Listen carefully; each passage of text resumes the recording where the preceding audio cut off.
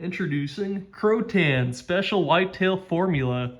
Today, I'll show you how to use this tanning solution on your whitetail deer capes. Let's get started.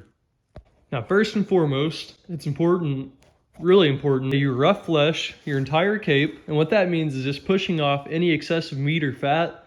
So, little membrane like this and that's fine. The tan can penetrate through that. Next thing you're gonna wanna do is turn your ears. Now, I can make a separate video for how to do this, but you gotta turn your ears and also turn your eyes, turn the nose. You can see I got everything worked up right to the nostrils. And you wanna split your lips. So I just open the lips all up real good. So that's just so that tanning solution can really penetrate in all these areas. And same thing with the face. I just removed any excessive meat or fat or whatever might be on the face. One really important thing you want to make sure you're doing if you're tanning multiple capes, you want to write the person's name, their job number, and today's date. And also want to do the same thing on the tote. So I do it on the tote and lid. Then I also put the job number on the deer. So there's 3 things that will ensure that I won't get it mixed up with anything else. If the lid should come off or something, then I still have the tag and the tote. If the tape should come off the tote for some reason, I still have the lid and the tag on the deer. So, it's not gonna get mixed up. Another really important thing you wanna do is get yourself some sort of calendar. This cost me $1 at the dollar store.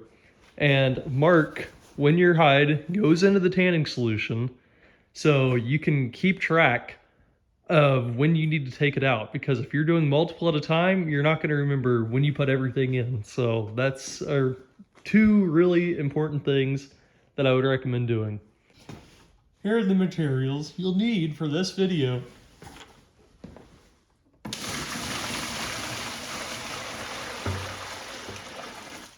Two and a half gallons of water, 8 ounces of your Krowtan. But make sure you shake it really good first. 64 ounces of salt.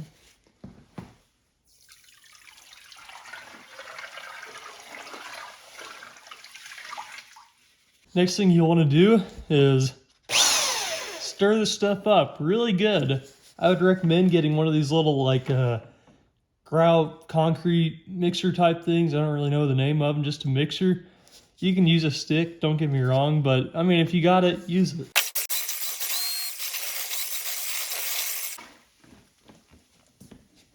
I'm gonna call that good. And then make sure everything is skin out, like the hairs on the inside, all the skin and flesh looking stuff is on the outside. And what you're gonna do is take one side of it and kind of lay it in there on that one side the best you can, getting maximum coverage. And do not use your bare hands for this. Okay, so I got that side down in there the best I can, and I'll show you guys what that looks like.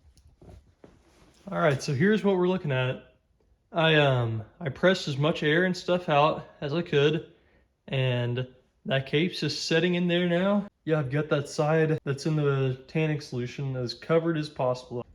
As much hide as I can get in that tanning solution, it's in there. Now, all I'm gonna do is I'm gonna take a lid on here, and we're gonna leave that for roughly 24 hours. And then what we're gonna do is we're gonna come back out here, flip the cape, so that the side on top is now on the bottom. And we're gonna continue this for 3 to 4 days. I'll catch you guys in 3 to 4 days. And one thing I should mention, the water's cold. It shouldn't be warm. Warm water causes bacteria growth and these type of things. So always use cold water. That's a good rule of thumb. Okay guys, tonight is supposed to be their last night in the tanning solution. So I thought I'd hop on here and just give you some tips of whenever you're flipping them. Obviously take note of what side is in the solution. I know this side is not in the solution. So I'm gonna take it and just flip it completely over like so. Another thing I'm going to do is I'm going to go through and make sure there's no little pieces of hide folded over where water can't really reach it. Like this, I think that was kind of covered a little. I'm going to go over just in some places where it might be folded up like this. See, like, I don't know, see, that's kind of dry, like it's not been getting any solution in there, so I want to make sure that's opened up and getting all the tan it can get. And I'm pressing, get air bubbles out of it whenever I push. Make sure his ears are full and stuff. And then another little thing to do is give it hair test. Flip it out a little and just kind of tug on those hairs in some places. Chances are, if it's not falling out in the places you check, it's not going to be falling out anywhere else. And if it is, you'll have to either get a different cape or you can cut that patch out and sew good hair in that patch. I just do those little things here and there whenever I'm flipping my cape. Just checking the hair, making sure everything's getting maximum coverage, just little stuff like that. I'll see you guys tomorrow whenever I remove this and neutralize it. All right, we're gonna rinse this thing in some clear water.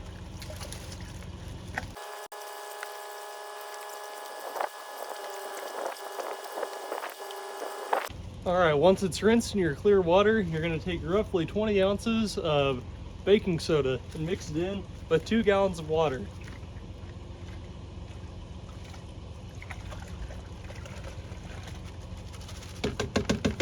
And then just like how we did it when we put it into the tanning solution, we're gonna spread it out as good as we can, covering everything we can. We're gonna let this sit in here for about 15 minutes, stirring it around every 5 minutes. For those wondering how to get rid of the tanning solution, you could just dump it into your yard, but they recommend mixing about a box of baking soda in with it. It says slowly stir it in until it reaches a pH of 7. So I always just pour about a box in it, stir it around, and then dump it out. Okay, now I'm gonna take my cape out of the baking soda mix and I'm gonna put it in just some soapy water. I just used Dawn dish soap. Now I'm just gonna rinse that around in there. I'm gonna wash the skin side, I'm gonna wash the fur side. Just try and wash it decent, you know. Just use your best judgment. Once you think it's pretty clean, just take it out and rinse it off in some clear water. Okay guys, we're coming in to the end of the process. We have fleshed everything, put everything in the tanning solution, neutralized it all, and now I'm letting it drain. Nowhere on the bottle does it say anything about letting it drain or anything, but it just says, you know, neutralize, wash in clean water, wash in soapy water, rinse, ready to flesh. I disagree. I typically let these things hang for about 2 days before I flesh them or shave them. So the reason why is you can just get better grip on them and a lot less mess. I mean, you can see how much water is coming out of these things and they'll continue to drip for those 2 days. Just make sure you don't let them dry out. But yeah, I'm not going to include shaving them in this video. That will be in a future video though, definitely. Expect that. Okay, I thought I'd take a second real quick just to show you the numbers part of this video, kinda. This is a list of everything used in this video. Krowtan, salt, baking soda, water, soap, measuring containers, buckets, and totes. Here is a list of what all that is added up, considering you don't already have totes, buckets, and soap. It is $73.18. Considering you do have a bucket and 2 totes and soap laying around, it's $44.18. To send it off to a tannery, it's typically going to be about $61 without shipping. With shipping, I estimated about $81. So those are some numbers you guys can look at if you're considering using Krowtan and learning to self-tan at home. Then the wait time. If you send it off to the factory, it's going to be a good 3 to 4 months probably. And if you do it yourself, it's just going to take 3 to 4 days. So here's some things to consider, you know, before you decide if you're going to do self-tan or send it off. You know, you'll probably honestly get a little bit better of a tan if you send it off, but you're also gonna get it back a million times faster if you just do it yourself, and it's not gonna be noticeable hardly at all once it's on the form.